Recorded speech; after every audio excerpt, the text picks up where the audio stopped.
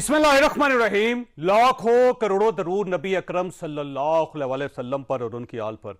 अभी आध घंटा पहले फैसल वाडा साहब की एक धौंसू किस्म की प्रेस कॉन्फ्रेंस हुई और उसमें जिस किस्म के ख्यालात का उन्होंने इजहार किया उसने पूरी सियासत को रीशेप करके रख दिया है। मैंने ज़िंदगी में बेशुमार प्रेस कॉन्फ्रेंसेस देखी हैं, लेकिन एक ऐसी प्रेस कॉन्फ्रेंस जिसका इफेक्ट इतनी जल्दी होगा वो ये वाहिद प्रेस कॉन्फ्रेंस है।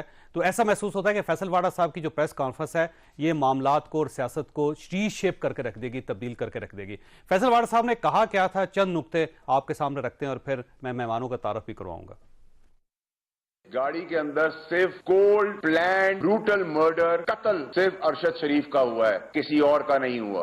मैंने वीडियो भी बनाई है, नाम भी दे दिए हैं, इंटरनेशनली भी दे दिए हैं, लोकली भी दे दिए हैं। और मुझे कुछ हुआ और मैं मारा गया तो अल्लाह ने मुझे ताकत दी है, दौलत। मैं मिलियंस ऑफ डॉलर्स खर्च कर चुका हूं। अगर मुझे कुछ हुआ और मैं मर गया तो वो शख्सियात जो इस साजिश का हिस्सा है वो भी 3 घंटे के अंदर उसी तरह मारे जाएंगे। और इमरान खान साहब जो मार्च पुरअमन करने जा रहे हैं ये हमारा जमहूरी हक है और राइट है, लेकिन मैं बहुत क्लियरली आपको बता रहा हूं कि मुझे इस मार्च के अंदर खून ही खून, मौत ही मौत और जनाजे ही जनाजे नजर आ रहे हैं।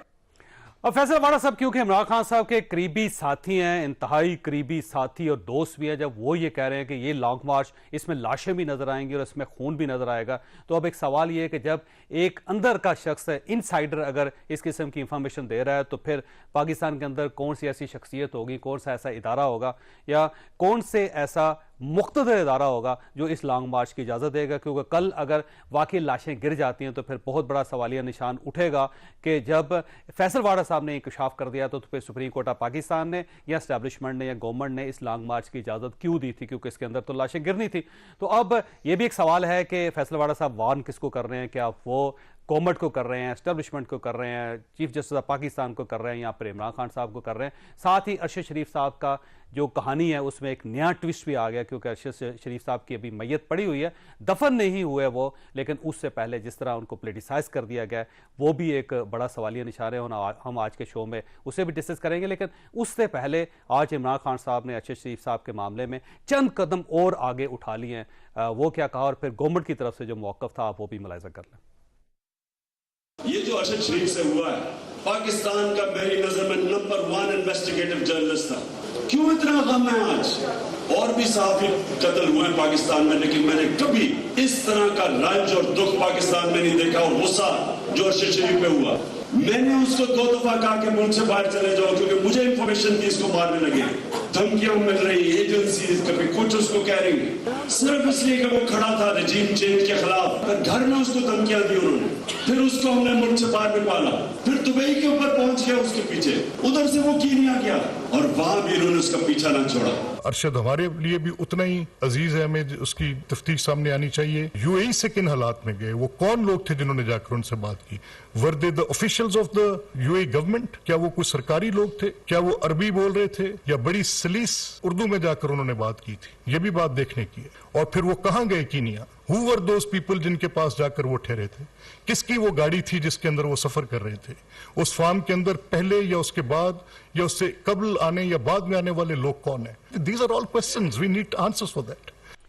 अब अगर आप इन 2 शार्ट्स को फैसल वाडा साहब के शार्ट के साथ रख के देखें तो आपको एक नई कहानी बनती हुई नजर आती है कि इमरान खान साहब ये तस्लीम कर रहे हैं कि मेरे कहने पे वो यहाँ से बाहर गए थे, और जो मलिक अहमद खान साहब वो ये फरमा रहे हैं कि उन लोगों के बारे में इन्वेस्टिगेशन होनी चाहिए जो दुबई में उनसे मिले थे और जो कीनिया में जिन लोगों के साथ ये रह रहे थे वो। अब इस कहानी को फैसल वाडा साहब की कहानी के साथ जोड़ के देखें तो यूँ महसूस होता है कि शायद इमरान खान साहब के खिलाफ एक केस बनाया जा रहा है जिसके अंदर इमरान खान साहब से ये पूछा जाएगा कि आपने उन्हें मुल्क से बाहर क्यों भेजा था, उन्हें कीनिया में किसके पास ठहराया गया था, और साथ साथ ये कि कुछ ऐसे किरदार भी सामने आएंगे जिनके ऊपर ये इल्ज़ाम लग सकता है कि वो शायद इस कत्ल में मुलव्वस हैं। तो ये एक बड़ा टर्न है सारी स्टोरी के अंदर। अब ये टर्न जो है वो पॉलिटिक्स में किस तरह रिफ्लेक्ट होगा और आने वाले दिनों में पाकिस्तान कहाँ पे स्टैंड करेगा, ये हमारे आज के प्रोग्राम के शो और हमारे साथ तशरीफ़ रखते हैं मुशर्रफ ज़ैदी साहब सीनियर सहाफ़ी हैं, आमिर इलियास साहब सीनियर सहाफ़ी हैं, मनीफ फारूक साहब भी हमारे साथ होंगे सीनियर सहाफ़ी, और हम फैसल वाडा साहब को भी इस प्रोग्राम का हिस्सा बनाएंगे।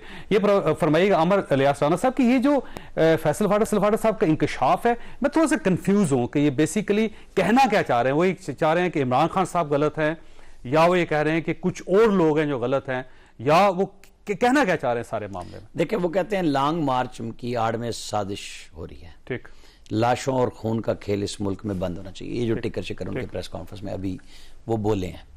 اچھا پھر انہوں نے جو ٹویٹ کیا 8 بجے کے قریب، انہوں نے کہا کہ یہ لوگوں کی لائف کو بچانا ہے اور میں انف از انف، مجھے اب بولنا ہے۔ اچھا ہم پہلے سمجھ رہے تھے کہ بھئی کیونکہ جو آخری فکر ہے ایک چھوٹے سے ٹویٹ کا وہ یہ ہے کہ وہ لانگ مارچ کی طرف جائیں گے، وہ آ گئے۔ انہوں نے کہا جی سازش یہاں تیار ہوئی ہے پاکستان میں، ان کا لیپ ٹاپ بھی نہیں ملے گا۔ میرے خیال میں جو کچھ اب فیصل واوڈا صاحب نے کہا ہے، اگلا مرحلہ یہ ہونا چاہیے کہ جو کمیشن بننا ہے نا وہ فوراً بنے، سب سے پہلے انہیں بلا لیں کہ جی جو ویڈیو ریکارڈ کرائی ہے وہ تو آپ نے اپنی جان کے لیے کہ آپ کو کن سے خطرہ ہے، لیکن جو انفارمیشن ہے وہ اب آپ اس کمیشن کو بتا دیں، تاکہ جو D G I S P R نے کہا کہ جی یہ پتہ کریں بھیجا کس نے، وہ عمران خان نے آن کر لیا۔ عمران خان کا ایک قریبی ساتھی جو میرا خیال ہے تھوڑی دیر تک نہیں رہے گا اس پریس کانفرنس کے بعد، جو میں فیل کر رہا ہوں کہ پی ٹی آئی کی جو یلغار ہے وہ اب فیصل واوڈا پہ ہوگی، ان کو پرواہ بھی کوئی نہیں ہوتی، وہ اپنی مرضی کر کے چلے جاتے ہیں اور ہر طرح کا ایکشن لیتے ہیں۔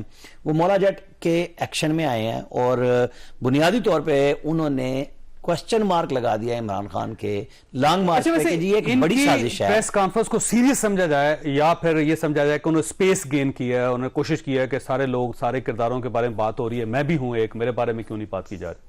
نہیں یہ ٹھیک بات ہے، لیکن وہ ماضی میں جہاں سے آ کے بات کیا کرتے تھے وہ اب انہوں نے صرف الیکشن کمیشن اور عدلیہ پہ نہیں بات کی، انہوں نے اسٹیبلشمنٹ پہ کھل کے بات کر لی۔ وہ یہ کہتے ہیں کہ سازش پاکستان میں تیار ہوئی، لوگ یہاں ہیں، ان کو گھیرا گیا، ان کو ڈرا کے پاکستان سے بھگایا گیا۔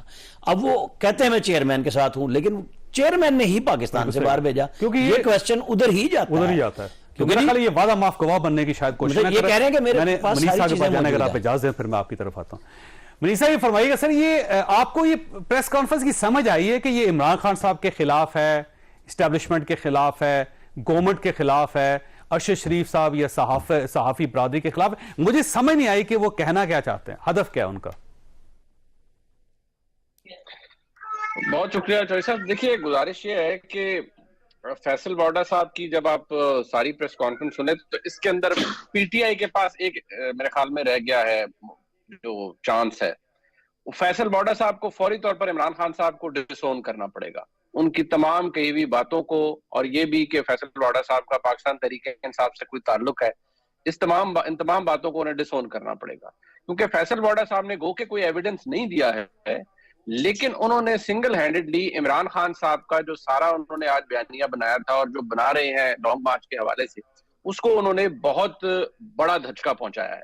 یہ ضرور بات ہے کہ فیصل واوڈا صاحب کا جو آج کی پریس کانفرنس تھی یہ باقاعدہ طور پر اس کو فیسیلیٹیٹ ریاست پاکستان نے کیا، جو بادی نظر میں نظر آ رہا ہے، اور یہ کہ اسٹیٹ ٹیلی ویژن بھی انہیں لائیو دکھا رہا تھا۔ تو فیصل واوڈا صاحب کی جانب سے جو بھی انکشافات یا جو بھی باتیں کی گئی ہیں، آپ یہ ذہن میں رکھیے کہ ان کو پاکستان کے اسٹیبلشمنٹ کی اور کسی حد تک حکومت کا کانفیڈنس اور پاکستان کے اسٹیبلشمنٹ کی پیٹرنیج سپورٹ حاصل تھی۔ جو باتیں فیصل واوڈا صاحب نے کی ہیں کہ عمران خان صاحب، لیکن منی صاحب ایک چیز یہ ہے کہ انہوں نے یہ آفر کیا ہے کہ میرا موبائل حاضر ہے، اس کا فورینزک ٹیسٹ کروا لیں، تو اس کا مطلب یہ ہوا کہ ان کے موبائل میں کچھ نہ کچھ تو ہوگا جو ایویڈنس کے طور پہ وہ پیش کرنا چاہتے ہیں۔ سر وہ کہہ رہے ہیں کہ وہ فورینزک کے طور پر، یعنی ارشد شریف صاحب سے ان کا رابطہ وہ اسٹیبلش ہو جائے گا، وہ بالکل وہ دے دیں گے، اور بڑی اچھی بات ہے، دینا چاہیے اگر ان کے قتل کے اندر کوئی کوئی کنٹریبیوٹ کر سکتا ہے۔ لیکن چلیں، اس سے ایک بات تو ظاہر ہوگی کہ پاکستان کے اسٹیبلشمنٹ ارشد شریف صاحب کو مروانے میں کوئی انٹرسٹڈ نہیں تھی، ان کو قتل کروانے میں، نہ ہی انہوں نے کہا کہ پاکستان میں انہیں کسی سے خطرہ تھا۔ فیصل واوڈا صاحب نے کہا ارشد شریف صاحب کی جو قتل ہے اس کا بینیفیشری کون ہے۔ اب سوال یہ ہے کہ ارشد شریف صاحب کے قتل کی بینیفیشری پاکستان کی اسٹیبلشمنٹ تو ہو نہیں سکتی۔ ارشد شریف صاحب کے قتل کو سیاسی طور پر کون استعمال کر رہا ہے؟ حکومت تو استعمال نہیں کر سکتی، کیا فائدہ ہے حکومت کو؟ ارشد شریف صاحب کوئی اکیلے جرنلسٹ تو تھے نہیں کہ جو حکومت پر یا شریف فیملی پر تنقید کرے تھے، باقی بھی کرتے ہیں۔ کیا ارشد شریف صاحب واحد جرنلسٹ تھے پاکستان میں جو اس پورے بیانیے اور سازش کی تھیوری پر وہ کہتے تھے کہ نہیں یہ رجیم چینج ہوا ہے اور ایک سازش کے تحت ہوا ہے اور پاکستان کے اسٹیبلشمنٹ نے کروایا ہے، فیسیلیٹیٹ کیا ہے؟ اور بھی بہت سے صحافی ہیں جو اس بات پر آج بھی بلیو کرتے ہیں اور عمران خان صاحب کے بیانیے کو تقویت بخشتے ہیں۔ تو اس کو ان کے قتل کو، وہ جو بے رحمانہ قتل کیا گیا، اس کو سیاسی طور پر کون استعمال کر رہا ہے؟ سوال یہ ہے. اور جو باتیں عمران خان صاحب نے خود کہی ہیں کہ میں نے کہا باہر چلے جاؤ تمہیں مار دیں گے, فیصل واڈا صاحب کہہ رہے ہیں کہ کوئی اور لوگ ہیں جنہوں نے مروایا ہے, تو پھر عمران خان صاحب کو بتانا پڑے گا کہ کون لوگ تھے جن کے بارے میں عمران خان صاحب کو پتہ لگا کہ یہ فیصل واڈا یہ ارشد شریف صاحب کو مروانا چاہتے ہیں. بالکل صحیح.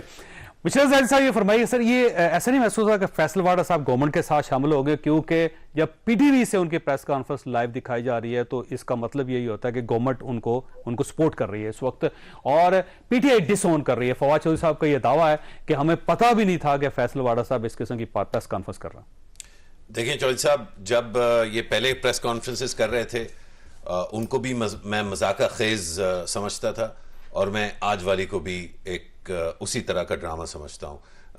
آپ سپوائلر سمجھتے ہیں ان کو؟